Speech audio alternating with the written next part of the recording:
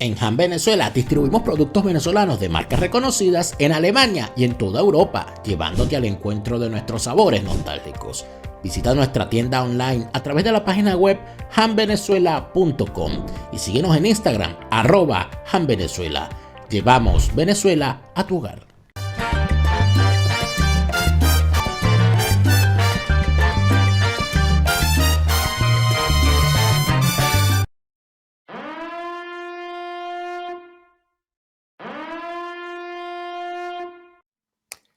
¿Qué hay que decir sobre Rusia? En principio, nos había dicho Alberto que era necesario tener mapas que le permitiera a la gente entender que lo que está pasando en Rusia responde a un fenómeno geográfico. ¿Por qué tú crees eso, Alberto?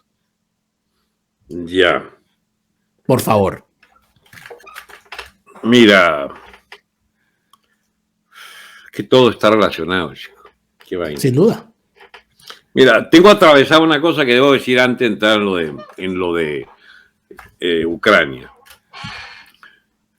Un gran amigo admirado sigue preso después de 11 años en la penitenciaría de San Juan de los Morros. Es el amigo José de Jesús Gámez Bustamante, coronel de la Guardia, que está allí. El gobierno lo quiere ver morir en prisión. Tiene varios problemas de salud muy complejos, muy delicados. Y hoy precisamente debe ir a esa cárcel una comisión de los derechos humanos y la cosa por el juicio las gestiones pues de los organismos internacionales. Ojalá esta gente vaya y pida hablar con el coronel, no vaya a ser que se lo oculten, no vaya a ser que sea ignorado en las peticiones que hay que hacer respecto al coronel Gámez Bustamante, repito. Una vez que me quito esto de la omnipresencia del tema de las iniquidades que se cometen en las cárceles de Venezuela, quería entonces ya pasar al tema que me propone. Recuerden, coronel Gámez Bustamante debe ser visto hoy por la Comisión de Naciones Unidas que va a ese penal. Dani, el problema de Ucrania hay que hablar de todo. Hay que hablar de los pactos internacionales, hay que hablar o sea, exactamente por dónde empezamos. Bueno, hay que empezar por entender, creo, que es lo que yo considero que deberíamos hacer, el por qué es importante ver esto desde el punto de vista geográfico o geoestratégico. ¿Qué consideras tú que, porque fuiste tú que planteó revisar los mapas, sí, que debe valorarse en esta crisis desde el punto de vista geoestratégico y geopolítico, como para tener irremediablemente que analizarlo viendo un mapa? Mira, cuando tú me mandaste 3 mapas hoy, que ya vamos a ver en pantalla. El problema es que si ponen pantalla nos quitas a los dos. No, bueno, claro, pero es importante que veamos el mapa y tú des la explicación. Bueno, creo pon que los mapas, mejor. Pon los mapas, pero el mapa que falta allí es el mapa de toda Europa. Bueno, también lo podemos tener, doctor. Faltaría otro mapa, el mapa de lo que era Europa con sus, la Unión Soviética con sus países satélites, que perdió todos con el derrumbe del comunismo soviético. Y eso lo que es ahora, porque todo es un tema de frontera y es geopolítico, por supuesto. Tú dices un mapa del Pacto de Varsovia. Sí, el Pacto de Varsovia ocupaba, yo me lo sé de memoria, pero la cosa es que decirlo así sin el mapa. Pero vamos a ver primero, vamos a hacer una cosa, vamos a ver primero el mapa de la antigua Unión Soviética. Creo que eso es importante porque muchísima gente, sobre todo la gente joven, no entiende. Ahí lo tenemos, ahí lo tienes. Pero ahí falta entonces que en toda esta parte izquierda del mapa, visto desde ustedes, ¿no? Sí. Donde aparece Letonia, Estonia, Lituania, que son estos 3 mini países allí del Golfo Pérsico, ahí faltaría entonces seguir bajando a, ¿cómo se llama? Polonia. Claro, eso vamos a verlo, Alberto, pero primero quedémonos con este mapa para que se entienda qué era esto que vemos ahí en el mapa, que muchísimos jóvenes de hoy, de menores de 30 años, no tienen ni idea cuando se habla de lo que era la Unión Soviética, de qué estábamos hablando. Por favor. De eso quedó Rusia asociada con Bielorrusia, que está aquí a la izquierda, quedó el Uzbekistán, Tayikistán, Kirguistán y Kazajstán. Esos son los países que hoy están asociados a Rusia. En la Comunidad de Naciones Independientes se llama eso. Todo lo demás es, digamos, países independientes o en discusión. Digo en discusión porque, por ejemplo, está el caso de Georgia, que Georgia se le ocurrió querer meterse a la OTAN, lo veta Rusia y entonces tiene una Georgia que tiene un gran pedazo ruso, que es la provincia de Osetia del Sur, porque hay una Osetia dentro de Rusia y hay una Osetia dentro de Georgia, y hay la zona occidental también, que la zona más hacia el occidente de Georgia. Hay, mira, hasta países que no se ven en los mapas, que habría que ver cómo quedan en una revisión de toda esa geopolítica. Por ejemplo, Transnistria. ¿Tú has oído hablar de Transnistria? En mi vida. Muy bien. La Transnistria es parte del norte de Moldavia, que pega con, fíjate, aquí está Moldavia. Viste que es el extremo suroeste de Ucrania. Ves Ucrania y ves abajo Moldavia, al ladito ahí. La parte norte de Moldavia es Transnistria, que no es parte de Moldavia, es Rusia también. O sea que, pero porque esa población rusa estaba repartida en muchos sitios. Y los transnistrios, imagínate tú qué nombre, bueno, son fanáticos de querer pertenecer a su Rusia, como igual como los de Osetia, como los de, pon el mapa de Ucrania, por favor. Mapa de Ucrania. Aquí lo tenemos. Pero ahí está la parte de lo que es Kharkov, aparte a la derecha, el mapa específico donde aparece. Vean ustedes lo más sombreadito. Toda esta zona sombreada de Ucrania son rusos, al 95%. Y el sur Crimea, ya Putin lo tiene a buen resguardo, se volvió a ocupar Crimea. Crimea fue siempre rusa. Khrushchev, el secretario general del partido en el 56, se le ocurrió regalársela a su Ucrania natal. Bueno, está bien, eran el mismo país, la Unión Soviética, y todos aceptaron eso. Pero mi amigo, ahí en Crimea está una ciudad que se llama Sebastopol, que es rusa 100%, y que además tienen la tradición de los pleitos rusos en el Mar Negro ese, que es el que está rodeando a Crimea, es una, ¿cómo se llama? Es una ciudad, es sede de la flota rusa,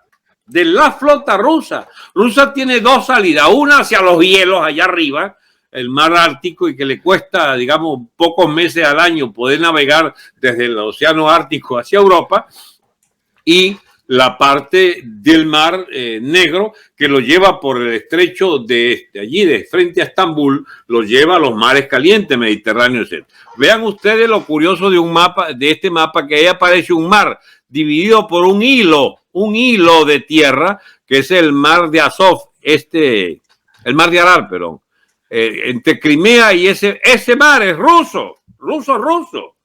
Pero Ucrania podía reclamarlo también como propio porque colinda con ellos. Eso es un tema endemoniado, el de la geopolítica de esa zona. Bueno, ¿qué quiere Estados Unidos?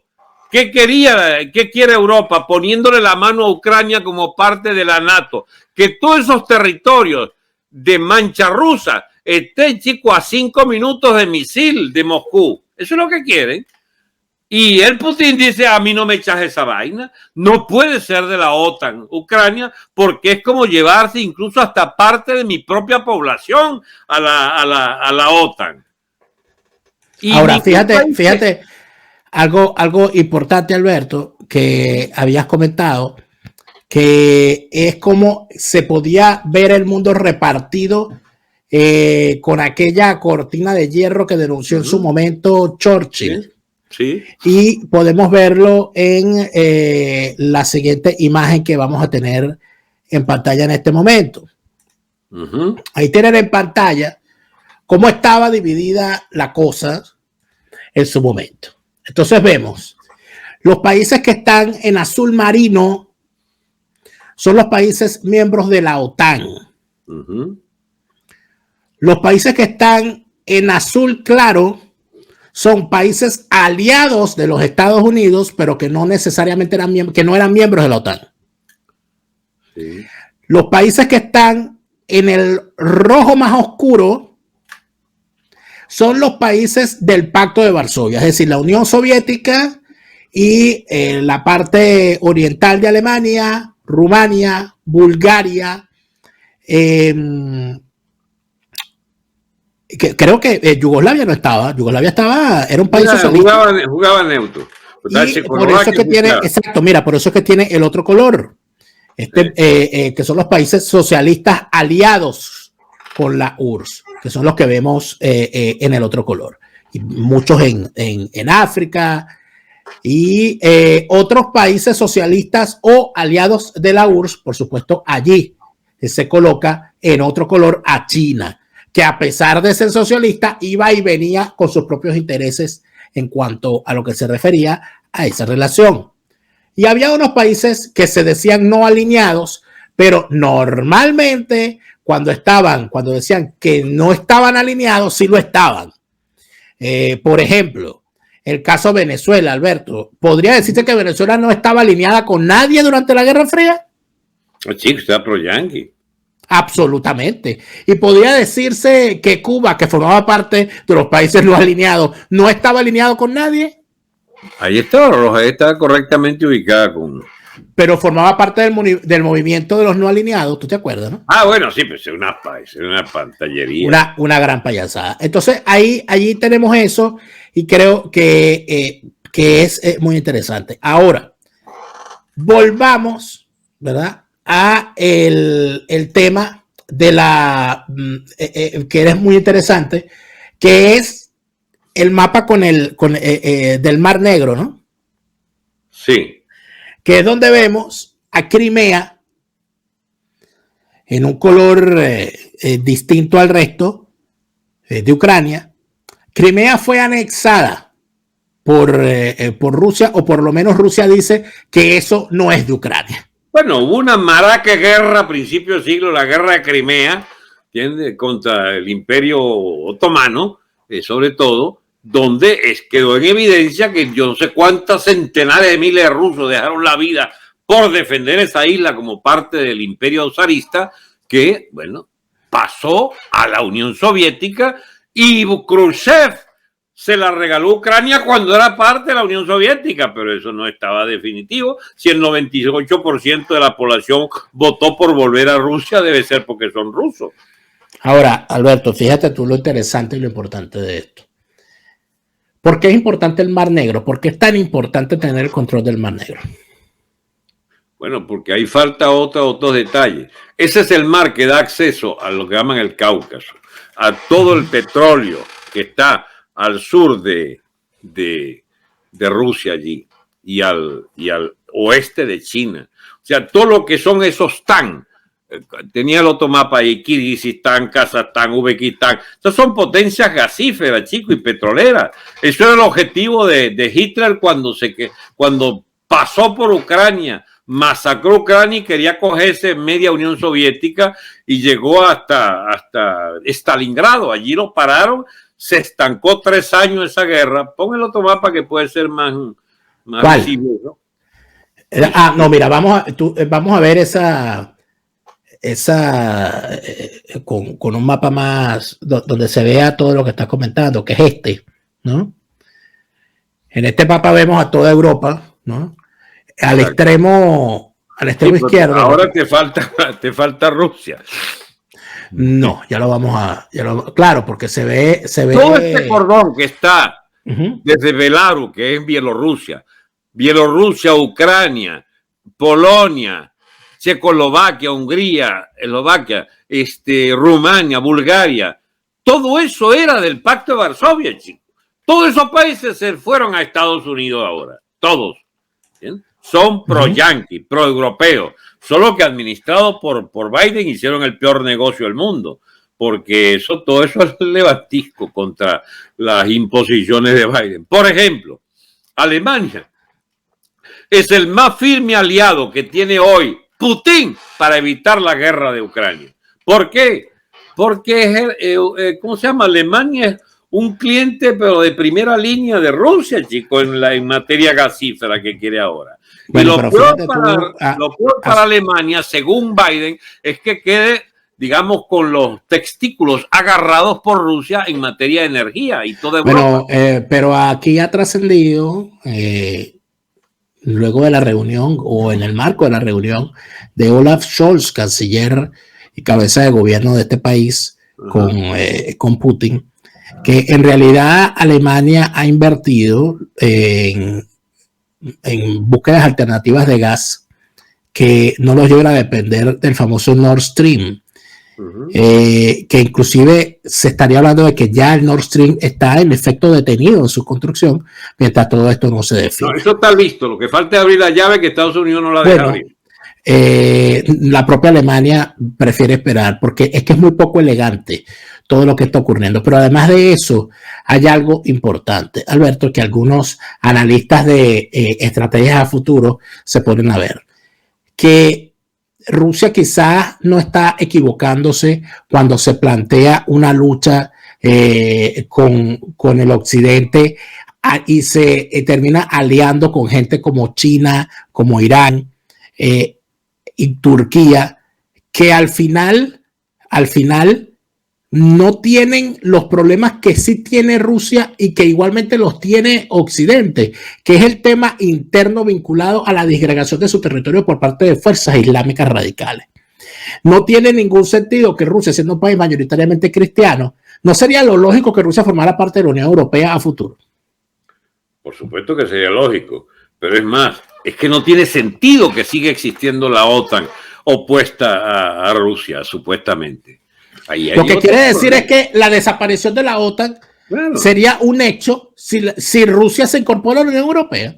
Como desapareció el Pacto de Varsovia, perfectamente hubiera podido desaparecer la OTAN. Entonces lo que tiene es que caer, ya se cayó un muro de Berlín que tumbó el Pacto de Varsovia, lo que tiene que caer es el muro de Ucrania para que se acabe la OTAN. O sea, una cosa lógica, porque es que la amenaza islámica le cae a Rusia y le cae a Europa y le cae a los Estados Unidos. Esos procesos de comprensión son difíciles, ¿no? Esas cosas. Difíciles porque hay los tarados que creen que Putin es comunista, por ejemplo. No, no es comunista, es ruso, chico, que no es sinónimo de comunista. Ruso es sinónimo de defender la patria rusa, de defender los intereses del imperio renaciente ruso, que es rival del imperio alemán, hoy aplacado, pero dando una batalla solo económica y financiera, que es rival del imperio francés, que trata de volver a ser importante, entró y salió de la OTAN, se volvió a meter, que es rival del imperio otomano que está ahí en el sur, que el imperio turco. O sea, el imperio ruso tiene intereses propios, igual a los de Estados Unidos, etcétera. ¿Cuál es la razón para que nosotros seamos pro-yanqui y no pro-ruso? Si no tiene ninguna utilidad. Y esa es la supuesta genialidad del imbécil Maduro, que él trata de como colearse en la Guerra Fría, como si fueran a renovar aquella vaina. Castrista, con esas cosas que el castrismo sigue pensando. Pero fíjate, y es una cosa que yo debo decir, si no me quedo tranquilo. La estupidez, la idiotez de ¿cómo se llama? De Putin, si es que tiene una, y tiene varias, pero esta es imperdonable, que sigue creyendo que los intereses de lo que fue la Unión Soviética, de lo que es ahora Rusia no comunista, puedan, chicos, estar en manos de Maduro y de esta plaga de vagos y maleantes del Partido Comunista Cubano y de los locos de eso de atar de Nicaragua. ¿Qué interés puede tener Rusia en defender a esos crápulas de gobierno, chicos? Bueno, fastidiar. Es lo único, porque fíjate tú algo que ha trascendido estos días también en lo que ha sido el análisis de todos estos problemas y esta crisis que hay acá. Aquí hay una situación bien particular en los Balcanes otra vez, con Bosnia otra vez y Serbia otra vez y todos estos conflictos étnico-religiosos de nuevo. ¿Quién está interviniendo en todo eso? ¿Y quién ha decidido intervenir en el tema en defensa de los musulmanes? Erdogan. Entonces, bueno, imagínate, ¿no? Entonces, cuando uno ve esas cosas, uno siente a veces, sin caer en la guerra de comunicaciones, que por cierto, tú sabes que antes se utilizaba aquel término, los rusos también juegan, para referirse al hecho de que en la Guerra Fría los rusos también tenían cartas bajo la manga. Pero en este caso hay que decir, y hay que entender, que los gringos también juegan. Porque cuando hemos visto que la semana pasada se le dijo a la gente que la guerra era inminente, que Rusia va a atacar pasado mañana, todo eso manipulaba. Todo eso resultó un bluff del Departamento de Estado y de la administración de Biden para utilizar o para crear un bluff y con eso jugar quién sabe qué posición adelantada. En tal sentido, siento que lo que hay que hacer es atenerse a los hechos. Y en medio de todos estos hechos es que lo que se está viviendo en la zona no es una guerra convencional. Es la menos convencional de las guerras, donde lo que fundamentalmente se ha hecho es el tema de la desinformación y el tema de los ataques cibernéticos, la caída de las redes para la utilización de la banca online, de cajeros automáticos, etcétera, etcétera. Pero además de eso, hay algo muy importante, Alberto, en medio de todo esto. Que no puede, si la guerra no es convencional, los análisis tampoco pueden ser convencionales. O sea, no puede ser que aquí se pretenda que estamos en medio de la crisis de los misiles. Yo me dediqué a leer la prensa alemana durante el fin de semana para ver cómo se está viendo. Entonces, bueno, un planteamiento de que no sabemos si estamos en Múnich, en el escenario Múnich, o en el escenario crisis de los misiles. Yo digo, bueno, si esta gente lo que está pensando es en el escenario Múnich o en el escenario crisis de los misiles, es que no han entendido un demonio de lo que significa este conflicto a estas alturas. Ni uno ni otro. Estamos hablando de unas implicaciones completamente distintas. Pero cuando vemos todo eso, Alberto, cuando vemos todas esas situaciones, cuando vemos todas esas circunstancias, lo que nos preguntamos al final es, ¿para dónde va esto? ¿Para dónde ves tú que va caminando esto? Mira, Estados Unidos fue capaz, bajo el demócrata Clinton, de hacer esa carajada de descuartizar Yugoslavia con bombardeos masivos de la OTAN. ¿Bien? Y de ahí vienen no poco los problemas de los manejos torpes que se hacen de lo de Europa del Este. Ahí hicieron lo de Ucrania ahora, buscando plantar misilería norteamericana en la puerta de la casa, y en Rusia, que como ves tiene hasta una parte de habla rusa y de intereses rusos, que van a ser futuras repúblicas, le anticipo, Donetsk y Luhansk, creo que se llama eso, las dos repúblicas estas autoproclamadas son ya independientes, las va a reconocer Rusia, no le quedará otra, y se van a desgajar y a independizar de Ucrania, y van a tener que tragarse que el Oriente, y eso es por ahora, como tuvieron que tragarse lo de Crimea. Se lo podrán tragar, Alberto, pero la premisa de que allá hay una mayoría étnica rusa no es cierto. Y te digo que no es cierto. Eso es lo que dicen ellos. Se intenta equipar. Lo que pasa es que, claro, yo me dediqué a ver lo que están diciendo los aparatos de propaganda rusos, que son bien perversos también, por cierto. Aquí todo el mundo está mintiendo, por eso es que le digo, hay que someterse a los hechos. Que ellos equiparan, ellos no hablan de étnicamente rusos. Ellos hablan de habla rusa y es distinto. Tú puedes ser de habla rusa y eso no te hace étnicamente ruso. Digamos que son puertorriqueños. Una cosa, bueno, el 17% de la población de Ucrania, solamente el 17% de la población de Ucrania es étnicamente rusa. Pero un porcentaje muchísimo superior a ese es de habla rusa por cuestiones básicas. Porque bueno, porque se criaron en los tiempos soviéticos, en lo que el ruso era un idioma impuesto. Pero más allá de todo eso, aquí el tema no es quién es étnicamente ruso y quién es ruso parlante. Aquí el tema es quién tiene el poder para torcerle el brazo al otro. Así es. Ya que el poder lo tiene Rusia. Si a Rusia le da la gana de pisotear Ucrania, lo va a hacer. Y si al mundo le da la gana de abandonarlo, lo va a abandonar. No sería la primera ni la segunda vez. Esto lo hemos visto 50 veces en la historia. que hace Estados Unidos en plena descomposición y retroceso y decadencia histórica, pretendiendo guapetonear allí en la frontera rusa, ¿entiendes? Bueno, ecos adormecidos de un lamento. Tú sabes que las potencias no aceptan todo el tiempo que dejaron de ser potencias. Bueno, pero eso es lo que tienen que saber, eso es lo que saben los alemanes, yo lo más astuto. Ellos intentaron 2 veces por la guerra mundial ser la potencia fundamental de Europa, no lo lograron, los acachaparon, entre todos le cayeron encima. ¿Qué se quiere ellos? Ni ejércitos tiene usted, ahora le permiten tener. ¿Qué hace Alemania? Hacia la vaina, entonces voy a ser primera potencia industrial, primera potencia, ¿cómo se llama? Financiera, y ya lo está haciendo. ¿Qué quiere Estados Unidos? No, tú no puedes tener una energía que depende de Rusia, pero ya va, si esa vaina es nuestra. Nosotros queremos comprar gas más barato, 30-40% más barato que tu gas y tu petróleo del Medio Oriente. No se debe a vaina. Estamos complicados esto ya. Con la excusa de la democracia, con la excusa de que es que Putin no es un demócrata, y uno dice, bueno, pero ¿cuántas veces los Estados Unidos no pactó y le vendió e instauró y colaboró en el derrocamiento de gobiernos democráticos para instaurar dictaduras que eran favorables a sus intereses? O sea, ¿a qué estamos jugando aquí? O sea, ¿cuál es la hipocresía? Esa es otra esfera de las estafas. Y eso es un modelo famoso. Porque entonces, Rusia es zarista. Rusia, los gobernantes eran eternos, los zares. Pero te voy a decir una cosa, que hay una gran ventaja aquí en medio de todo esto, ¿no? Buena parte del liderazgo, por eso es que lo de Alemania va más allá, ¿viste? Buena parte del liderazgo político ucraniano se formó en Alemania. Y hablan alemán. Medio machucado, pero lo hablan. He visto por ahí declaraciones, cosas, y me ha sorprendido. Pero uno de los temas que trascendió de la conversación entre Olaf Scholz y Vladimir Putin, ya para ir terminando, es que en esa conversación estaban los dos solos con un traductor. Y en determinado momento, cuando la cuestión Putin habla alemán perfecto. Cuando se puso álgida la conversación, Putin empezó a hablar en perfecto alemán, porque Putin fue el jefe de la KGB en la Alemania Oriental, teniendo base aquí cerca en Dresden.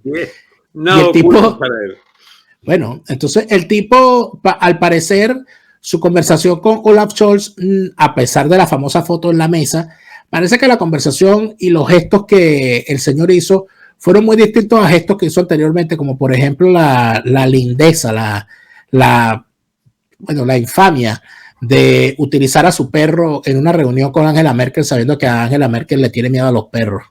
Y el tipo dejó que el perro fuera a olisquearle los zapatos como para que la señora se viera como débil. Y y lo último fue peor, porque tú sabes que hubo una situación con la salud de Angela Merkel en su último año de gobierno, porque tenía unos pequeños temblores que no se sabía qué era lo que le daba, pequeños no, fuertes temblores.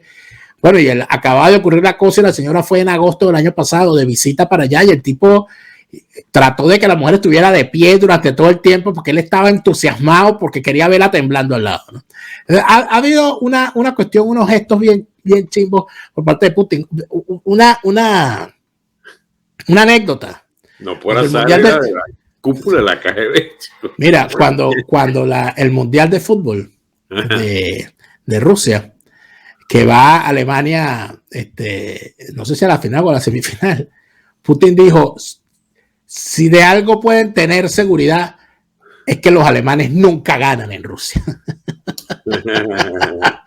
Son pequeñas cosas que uno dice, bueno, ¿hasta qué punto esta gente siente que esto es un juego? Y hasta qué punto esta gente está a la altura de todas estas cosas, porque uno habla de Macron, uno habla de estos occidentales que no están a la altura, pero está el liderazgo de esos países, de Rusia, de Irán, de China, de Turquía, están a la altura de las circunstancias, Alberto. Yo creo que no. Bueno, mira, Dani, pero no nos podemos ir sin dejar unas pistas, por lo menos para el estudio. Por favor, adelante, deje las pistas. ¿De dónde viene todo este lío último? Viene del lío penúltimo. Euromaidán, la plaza de Maidán en Kiev, la capital de Ucrania, que fue, por cierto, la gran ciudad fundadora del Imperio Ruso y de los zarismos y toda esa vaina. Bueno, ok, el primer Rus, etcétera, fue de Ucrania y lo que es hoy Rusia. Bueno, el Euromaidán, mi amigo, es una manifestación en el centro de Kiev que tumba al presidente Yanukovych, era que se llamaba, el presidente prorruso. ¿Qué pedía esa manifestación? Pedía que Ucrania se afiliara a la Unión Europea y se afiliara a la OTAN. Y Putin no podía aceptar eso, pero sí lo quería la oposición en la plaza. Eso terminó llevándose en los cachos al presidente prorruso, que antes de irse se le ocurrió la lindeza de mandar unos francotiradores que se echaron al coleto casi un centenar de manifestantes. Ahí quedó una herida entre lo que podía ser la mentalidad democrática, aspiracional de los ucranianos, pero que tenía un problema. También, Dani, un día esto lo comentamos y se desechó como cuestión de segundo orden, pero ahí estaban elementos del llamado neofascismo, elementos que recuerdan la ultraderecha ucraniana, antirrusa y proalemana, por cierto, que estaban por echar ese gobierno y lo lograron. Y eso quedó ahí desde 2014. A los 7 años estalla esta vaina. ¿Entiendes? Otra vez el lío, pero esta vez no pueden resolverlo como resolvieron el Euromaidán, porque el que está en el poder es un pobre tipo que está allí, el Zelensky, Vladimiro es también. Volodymyr Zelensky.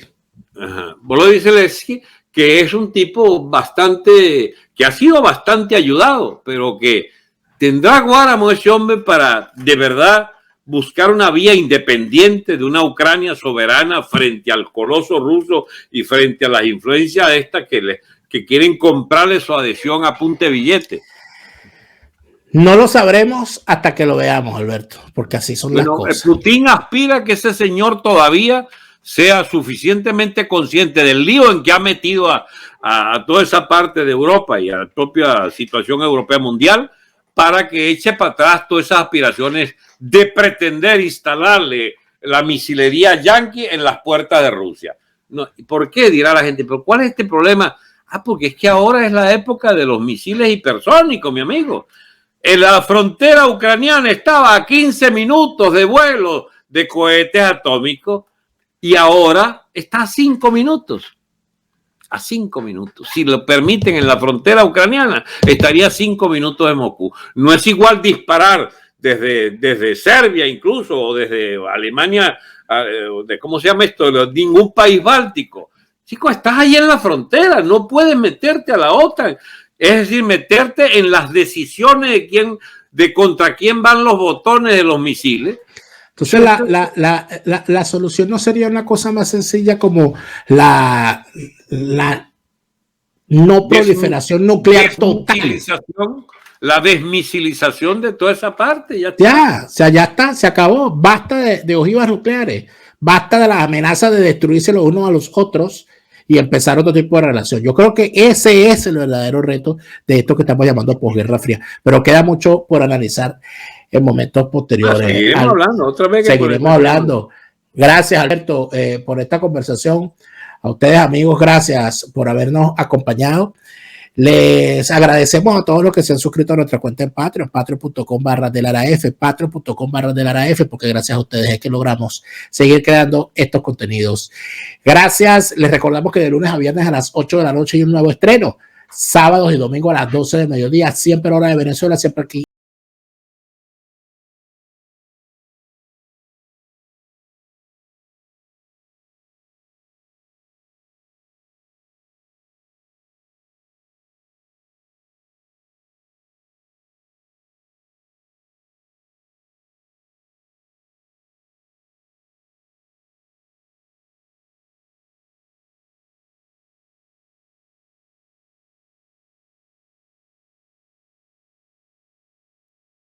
¿Qué te parecen 365 días de contenidos digitales para tu empresa, negocio o emprendimiento? Somos especialistas en redes sociales, diseños, textos, guiones, audio, ilustraciones y correcciones. Realizamos contenidos digitales para tu emprendimiento. Octaedro Contenidos. Contenidos de calidad todos los días del año.